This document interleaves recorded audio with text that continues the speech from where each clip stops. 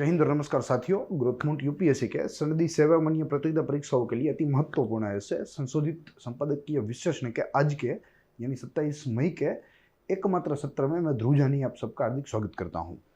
आज का सत्र द हिंदू व इंडियन एक्सप्रेस के लेखों का साझा सत्र रहेगा। दोनों में एक ही महत्वपूर्ण मुद्दों के ऊपर लेख छपे हैं। बहुत ही अच्छा लेख है। मुद्दा भी आज का बहुत ही हमारे परीक्षा संबंधी है और खास प्रकार से अभ्यर्थी होने के नाते ऐसी जो दुविधाएं होती है, ऐसी परिस्थितियां होती है, उसके बारे में हमें मालूम होना चाहिए। तो देखेंगे पूरी चीज़ है। जैसे आपको टाइटल दृश्यमान है, द हिंदू में से भी एक लेख है, इंडियन एक्सप्रेस में भी एक लेख छपा है जिसका टाइटल यहाँ है इंपीरियस मिसस्टेप्स, यानी कि द हिंदू का लेख है, जो केंद्र सरकार के द्वारा आज लक्षद्वीप जो द्वीप समूह है हमारा, जो कि केंद्र शासित प्रदेश है, वहाँ उसका जो प्रशासन है उसको लेकर जो आज केंद्र सरकार अपनी टांगे लड़ा रहा है, उसकी यहाँ कड़ी निंदा हुई है, उसका कारण भी दिए है। और यह जो मिस स्टेप्स है यानी कि जो गलत कदम है जो कि केंद्र सरकार के द्वारा उठाए जा रहे हैं, ये कैसे लक्षद्वीप और लक्षद्वीप के रहने वाले लोगों को कैसे हानिकारक होंगे, इसकी भी यहाँ चर्चा हुई है। कैसे केंद्र सरकार के लिए भी यह चीज़ें हानिकारक हो सकती है, क्योंकि अगर यहाँ जो हम लोग बात करने वाले हैं, अगर उन प्रावधानों का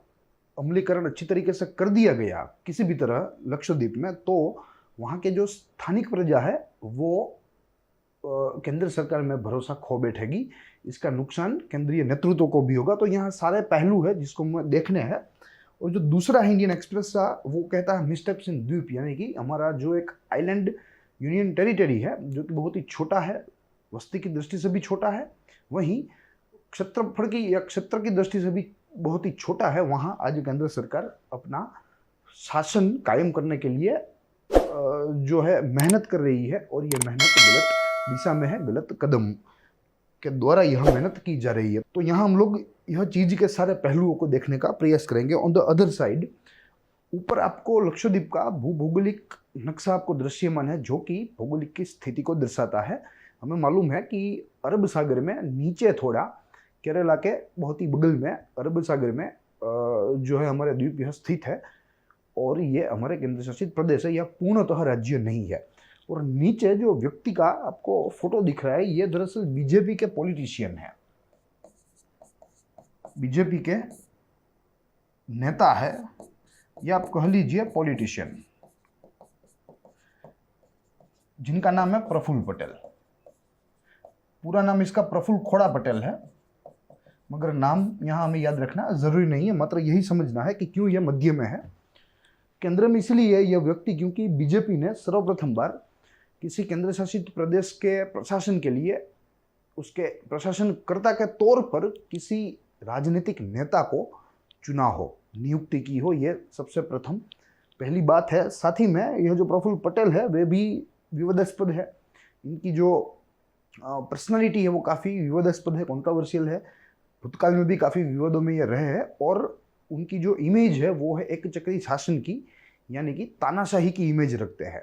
और जैसे ही वे लक्षद्वीप में नियुक्त हुए प्रशासनकर्ता के तौर पे, तो उन्होंने अपना जो काम है अपनी अपनी अपनी शैली से वो शुरू कर दिया है, और इससे लक्षद्वीप वाले नाराज़ है, बल्कि पूरा देश नाराज़ है। तो देखेंगे इन चीज़ों को और समझने का प्रयास करेंगे, मगर उससे पहले हमें दोनों लेखों की डिजिटल रेप्लिका देख लेनी है। यह द हिंदू का फोटोग्राफ है, और उसके बाद यहाँ इंडियन एक्सप्रेस की यह डिजिटल रेप्लिका है, जो कि मिस एडमिनिस्ट्रेटर नामक जो है टाइटल से या उसके नाम से इंडियन एक्सप्रेस के डिजिटल प्लेटफॉर्म के ऊपर छपी है। वरना यहाँ जो इनकी जो फिजिकल फॉर्म है, फिजिकल न्यूज़पेपर है, उसमें मिसस्टेप्स इन द्वीप के नाम से यह लेख छपा है।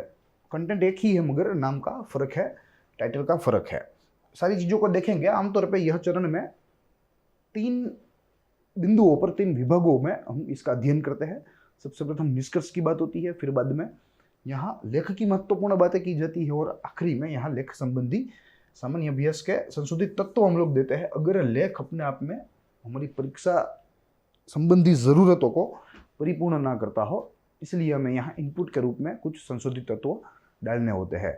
आज अगर बात करें तो सबसे प्रथम निष्कर्ष की बात करेंगे, फिर बाद में लेख संबंधी जो कुछ हमें सामान्य अध्ययन के तत्व देखने हैं वो देखेंगे। यहाँ जो बातें हुई है महत्वपूर्ण बातों में, उसका जिक्र हम लोग यहाँ हमारे तीसरे चरण में कर देंगे। तो कुल मिला के 2 ही चरणों में आज की चर्चा, सबसे प्रथम निष्कर्ष और दूसरे में संशोधित तत्व, जिनमें महत्वपूर्ण बातों का समावेशन किया जाएगा। अब निष्कर्ष की बात करें तो जैसे मैंने आपको बताया कि केंद्र सरकार के द्वारा नियुक्ति की गई है, केंद्र द्वारा नियुक्ति, ये नियुक्ति हुई है, कोई अमलदार नहीं है, कोई सरकारी नौकर नहीं है, मगर यह नियुक्ति हुई है बीजेपी के नेता की, बीजेपी के नेता की, जिनका नाम है प्रफुल्ल पटेल। और लक्षद्वीप के एक शासनकर्ता के तौर पर इनकी नियुक्ति की गई है। और जहाँ तक मैं समझता हूँ, मुझे लगता है कि प्रशासनकर्ताओं की नियुक्ति जो है वो स्थानिक स्तर से ही होनी चाहिए, क्योंकि वे ही अपने जो है अपनी जगह को, अपने क्षेत्र को सबसे अच्छा जानते हो, जो है जो प्रोज एंड कॉन्स है वो उसे मालूम हो, डू एंड डोंट्स उसे मालूम हो। मगर यहाँ एक आउटसाइडर आके यहाँ प्रशासन करेगा तो चांसेस है कि वहाँ की जो प्रजा है वो असंतुष्ट हो, वो नाखुश हो और वो केंद्र सरकार में से भरोसा खो बैठे। तो यहाँ प्रफुल्ल पटेल को केंद्र सरकार के द्वारा लाया गया है। साथ ही में केंद्र सरकार अपना एजेंडा चलवाना चाहता है, और यह एजेंडा है वहाँ की जो डेमोग्राफी उसे चेंज करना, वहाँ के जो लैंड एक्विजिशन लॉज है, जो नियम है, उनको चेंज करना। और यह सारा जो एजेंडा है अपना, वो डेवलपमेंट के नाम से वे आगे चलाएंगे, ऐसा माना जाता है। और आज भी जब हम लोग लक्षद्वीप का यह मुद्दा लेकर खड़े हैं, तब लक्षद्वीप के विकास के नाम पर यहाँ एक ड्राफ्ट जो है बिल पेश किया गया है, ड्राफ्ट बिल, जो कि लक्षद्वीप की साइट के ऊपर देखा गया था, लक्षद्वीप की जो ऑफिशियल साइट है उसके ऊपर देखा गया था कि लक्षद्वीप की जो डेवलपमेंट अथॉरिटी है उसमें कुछ फेरफार करने हैं, काफ़ी सारे नए नियम लागू करने हैं, जिससे वहाँ की जो आवाम है वो थोड़ी डर रही है और काफ़ी हद तक विरोध भी कर रही है। मगर यहाँ केंद्र सरकार के द्वारा वह विरोध का कोई जवाब या कोई प्रतिक्रिया नहीं दी जा रही है। और इसीलिए आज सारा देश जो है वो धीरे धीरे अब लक्षद्वीप का जो मुद्दा है वो समझ रहा है और केंद्र सरकार की निंदा कर रहा है, केंद्र सरकार का विरोध कर रहा है। तो देखेंगे कि कौन से सब प्रावधान है जिससे वो जो है लक्षद्वीप को हानि होगी। लक्षद्वीप के विकास के नाम पर जो बिल लाने वाला है वो कैसे लक्षद्वीप को नुकसान करेगा वो भी देखेंगे, और अन्य पहलुओं पर भी हम लोग आज हमारी चर्चा करेंगे। तो यह बात रही निष्कर्ष की। अब जैसे मैंने आपको बताया कि संशोधित तत्वों के रूप में ही हम लोग महत्वपूर्ण बातों को देख लेंगे। देखिए, दोनों लेख में कुछ एक प्रावधानों की चर्चा की गई है जो कि LDAR में से लिए गए थे। LDAR 2021, यह सबसे प्रथम आपको समझना है। LDAR 2021, इसका पूरा नाम है लक्षद्वीप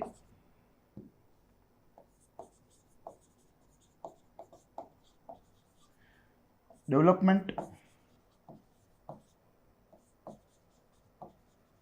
अथॉरिटी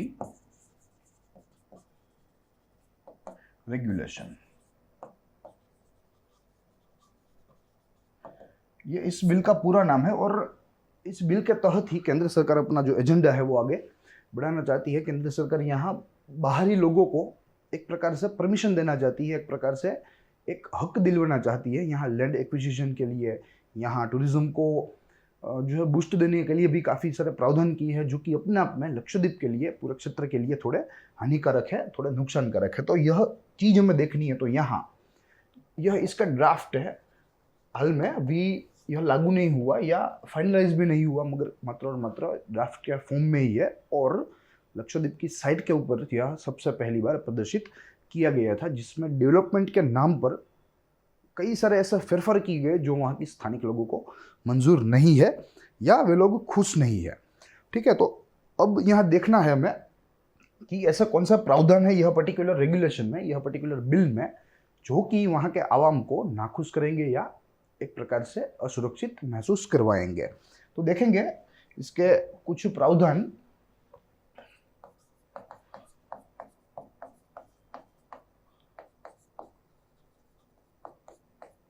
प्रोविजंस, सनदी सेवाओं के अभ्यर्थी होने के नाते ये ऐसे मुद्दे हैं जो हमारे लिए बहुत ही महत्वपूर्ण है और परीक्षाओं में भी इनका जिक्र होता है, चाहे वो प्रिलिमिनरी प्राथमिक कक्षा की हो, चाहे वो मुख्य परीक्षा हो, या चाहे वो एक प्रकार से पर्सनैलिटी टेस्ट हो। तो सभी जगहों पर इसका उपयोग जो है वो आप लोग कर सकते हैं। अब यहाँ सबसे प्रथम इसका जो प्रावधान है जो कि विवादास्पद है वो है लैंड एक्विजिशन के जो रूल है, जो नियम है, उसमें फेरफार इसमें प्रस्तावित है। लैंड एक्विजिशन नियमों में फेरफार या सुधार। अब यह सुधार ऐसा होगा कि वो ना केवल स्थानिक लोगों को हक देगा मगर बाहरी लोगों को भी हक देगा। वो बाहरी लोग यहाँ आकर कैपिटल इन्वेस्ट कर सकते हैं, जमीन खरीद सकते हैं, तो अपने आप में वो वहाँ के लोगों के लिए एक खतरा बन सकता है। प्लस यहाँ ये भी देखना है कि यहाँ जो ये बिल है वो दरअसल कोई भी स्टेक होल्डर के साथ परामर्श किए बिना ही तैयार किया गया है, यानी कि वहाँ के स्थानिक लोगों का कोई ध्यान नहीं रखा गया, वहाँ का कल्चर जो है उसका ध्यान नहीं रखा गया, वहाँ के जो रीति रिवाज है, जो वहाँ के नियम है जो थोड़े से विशिष्ट है मेन जो है मुख्य भारत की भूमि से, तो यह सारी चीज़ों का यहाँ ध्यान नहीं रखा गया, उनको इग्नोर किया गया है। और इनका कारण जो है वो एक ही हो सकता है कि यहाँ का जो स्थानिक है उसके ऊपर अन्याय होगा, क्योंकि जो रहने वाला है आपने उसे ही नहीं पूछा और उसके घर में आप लोग अपने रूप से फेरफार करने लगे, सुधार करने लगे, तो ये अपने आप में एक गंभीर बात है जो रुकनी चाहिए। उसके बाद यहाँ एक और भी थोड़ा खतरनाक प्रावधान है और वो कहता है कि सरकार जो है वो पब्लिक इंटरेस्ट के नाम पर, जो सार्वजनिक हित के नाम पर कोई भी जमीन जो है वो पसंद कर सकती है, वह जमीन का उपयोग वो जैसे चाहे वैसा कर सकते हैं। ठीक है, तो ये भी एक अपने आप में बहुत ही कठोर या घातक आप समझ लीजिए कि प्रावधान है। सरकार जमीन प्राप्त कर सकती है। साथ ही यहाँ कोई पूछने वाला भी नहीं होगा सरकार को कि आप लोग यह जमीन क्यों हड़प रहे हैं, इसका क्या करोगे, क्या इसकी वजह है। ठीक है, कोई भी जवाब जो है वो सरकार देने के लिए बाध्य नहीं है, ऐसा भी यहाँ प्रावधान है इस रेगुलेशन के तहत। और जैसे मैं आपको बताया कि पब्लिक पर्पस, यहाँ सार्वजनिक हित में रख के सरकार जो है वो कोई भी जमीन को जिस तरीके से भी चाहे उस तरीके से उपयोग में ले सकती है, उसको उसके ऊपर कोई पाबंदी नहीं है। फिर उसके बाद देखें तो यहाँ ये भी एक बात कहनी है कि सरकार जैसे भारत की मुख्य भूमि में विकास का कार्यक्रम आगे बढ़ाती है वैसे ही वो लक्षद्वीप में बढ़ाना चाहती है, यानी कि लक्षद्वीप में इंडस्ट्रियलाइजेशन को यहाँ यह जो है रेगुलेशन छूट देता है, एक प्रकार से परवानगी प्रदान करता है, माइनिंग को, क्वेरिंग को। ठीक है, तो यह सारी ऐसी गतिविधियां हैं जो दरअसल पर्यावरण को हानि करती है और यहाँ इस रेगुलेशन को बनाने के समय पर्यावरण के एक भी पहलू को ध्यान में नहीं रखा गया, सारे पहलुओं को नज़रअंदाज किया गया है। तो ये भी अपने आप में एक बुरी बात है। डेवलपमेंट एजेंडा, यहाँ सरकार रेलवे लाना चाहती है, यहाँ ट्राम्स चलाना चाहती है। ठीक है, कनेक्टिविटी, लॉजिस्टिक्स, मगर आज की जो वास्तविक मांग है वो मांग है कि लक्षद्वीप की भारत की मुख्य भूमि के साथ की कनेक्टिविटी जो आज बहुत ही खराब है, तो वास्तविक रूप से ज़रूर उसकी है। Number of ships, number of boats बढ़ाई जाए, फेरी सर्विस जो है वो एकदम रेगुलर बेस के ऊपर, नियमित तौर के ऊपर चालू रखी जाए, उसका प्रबंधन बहुत ही अच्छी तरीके से हो। तो ये आज के समय की मांग है, मगर सरकार जो है वो जा रही है अलग दिशा में कि वहाँ जो है ट्रेड बढ़ाने की बात कर रही है, लोगों को बाहरी जो पूंजी लगाने वाले लोग हैं, जो कैपिटलिस्ट है, उनको यहाँ इन्वेट करने का प्रयास करिए, उनके लिए एक प्रकार से रेड कारपेट बिछा रही है, जो कि आज वास्तविक रूप से ज़रूर नहीं है। फिर उसके बाद देखें तो यहाँ कहा गया है कि जो डेवलपमेंटल प्लान सरकार के द्वारा घोषित होगा इस क्षेत्र के लिए, उसको कोई सवाल नहीं कर पाएगा, उसके सामने कोई सवाल नहीं कर पाएगा, और जो कोई भी होगा वो होगा लीगल प्रोसीडिंग से। ठीक है, तो यहाँ एक प्रकार से सरकार लक्षद्वीप के प्रशासन को एक तंत्र बना रही है, मजबूत बना रही है, कठोर बना रही है, ताकि वो अच्छे से अच्छे तरीके से अन्याय लक्षद्वीप के लोगों के ऊपर कर सके, ऐसा हमें यहाँ प्रतीत होता है। फिर बाद में एक दो प्रावधान ऐसे भी है जो थोड़े विचित्र है।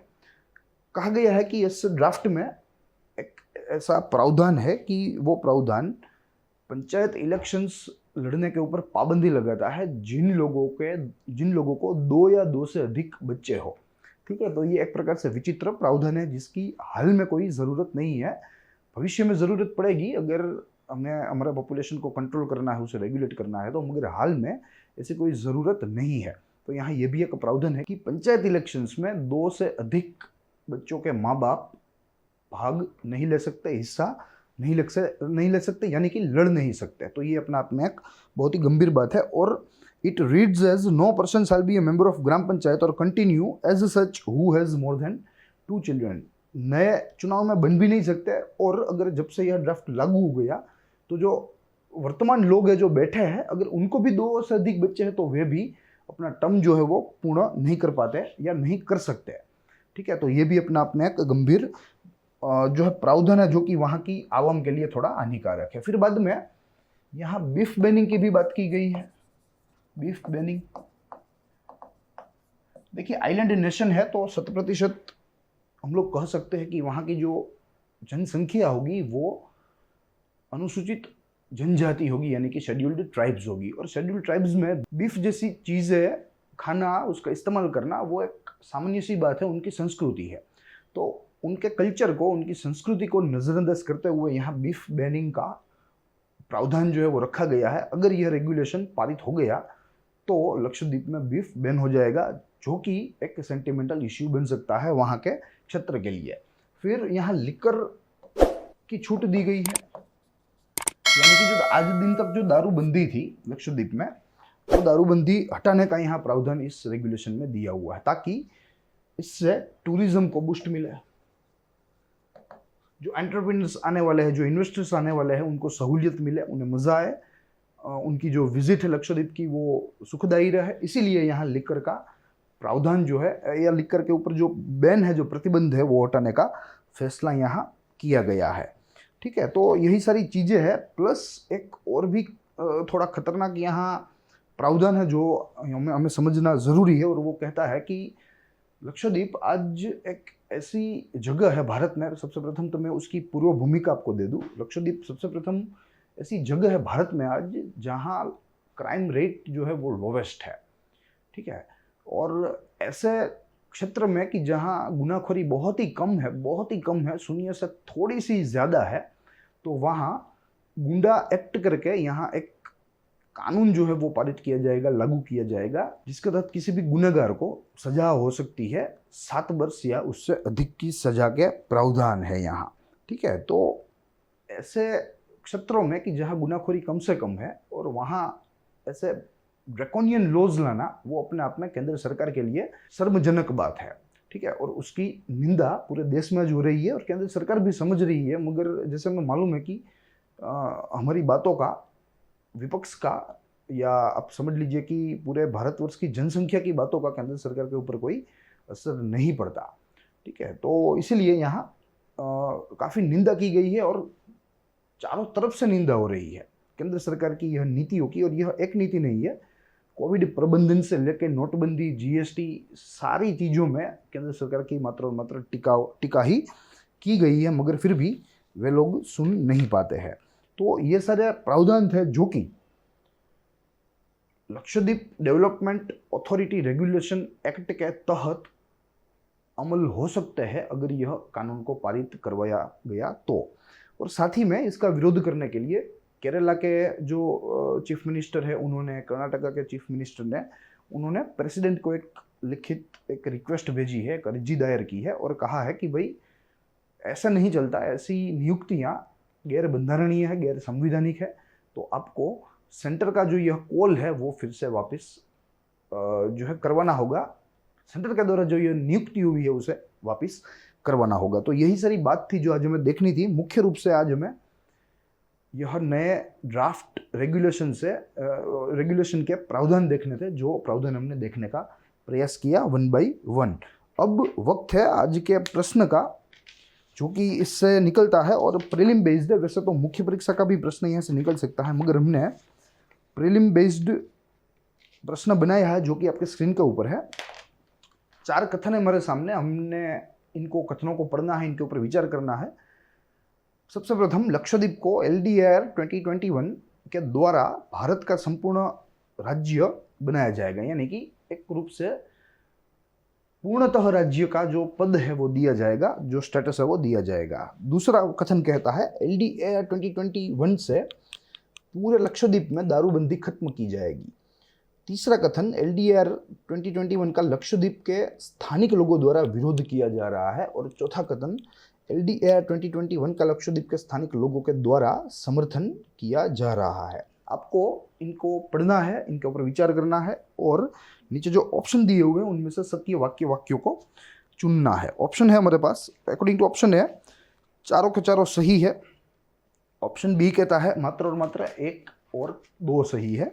ऑप्शन सी कहता है केवल 2 और 3 सही है। और ऑप्शन डी कहता है कि केवल 3 और 4 सही है। आपको इसका सही जवाब कमेंट करना है। हमारी तरफ से इसका सही जवाब इस सेशन के प्रीमियर होने के कुछ घंटों के बाद पिन अप किया जाएगा। साथ ही में आप आपके सजेशंस भी दे सकते हैं, आपका फीडबैक भी दे सकते हैं कमेंट सेक्शन में। प्लस अगर आपका कोई डाउट है regarding to any subject of general studies including this session, तो आप हमें निसंकोच आप हमें अपने डाउट्स पूछ सकते हैं। हम लोग आपको उत्तर देने का, आपको संतोष देने का प्रयास करेंगे। So that's all for today. हम लोग मिलेंगे अगले दिन अगले संपादकीय लेख के साथ, एक अच्छे संशोधन व संपादन के साथ। तब तक के लिए देखते रहिए ग्रोथ माउंट UPSC।